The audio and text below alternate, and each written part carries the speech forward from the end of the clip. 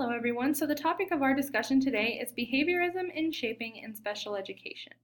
So first up, we're going to talk about what an inclusion classroom is.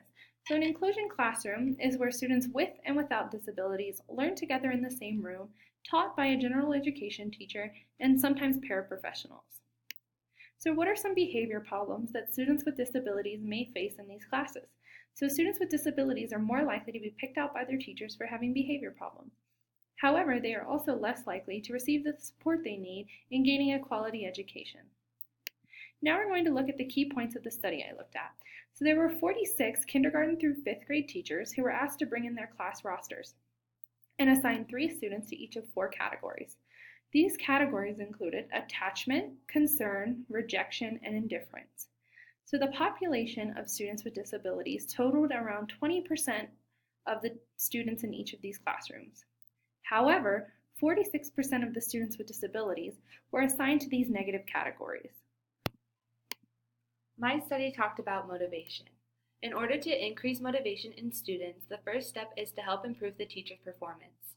By doing this, we can teach them the best way to help increase motivation in special education students. One way to do that is self-regulation. With the help of self-regulation, special education students may feel like they have more control of their life, and then that could help increase their motivation. Their own beliefs and their abilities also help. This, in the end, could help decrease the dropout rate, and it may help the students go further in life than if they didn't have high motivation.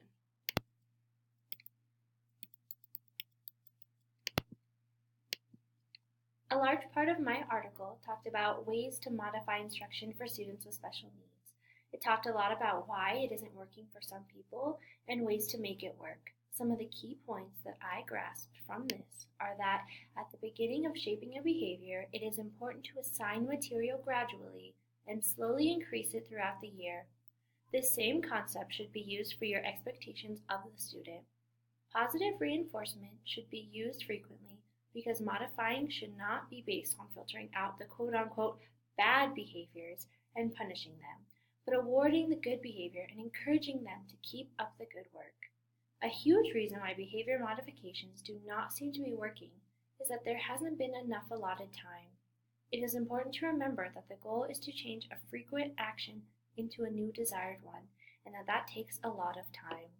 Now we would love to show you a video of how to modify and correct behaviors in a special ed classroom, good and bad.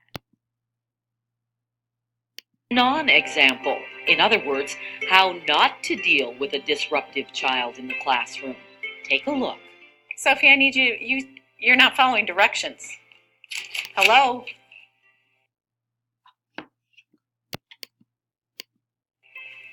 Sophie, please stop laughing.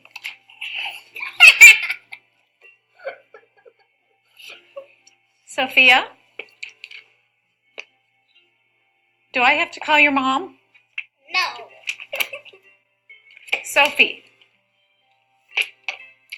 we've talked about this many times. Now, what are you supposed to be doing right now? I'm picking my nose. Sophie, What? can you please be more respectful? No. Sophie, follow directions. I have payment. Sophie, M. Motivate. No, thank you. Sophie, you need to follow directions or you're leaving. I'm going to call. Working. Sophie seems to be in control in this class. You saw that the teacher was giving lots and lots of attention for off-task behavior and for not following directions. So the kids were hearing their names a whole lot for naughty behavior. When that teacher was saying, Sophie, Sophie, Sophie, if that student was performing that behavior for attention, it was as if the teacher were handing her an M&M each time and saying, thank you for making noise, thank you for talking back to me, thank you for not following directions. What we want instead is for Sophie to hear her name when she is following directions. So here is the... So that was our video example of how to correct some behavior problems in a special education classroom. And then here is a list of our sources in case anyone would like to go into more depth into these articles. Thank you for listening.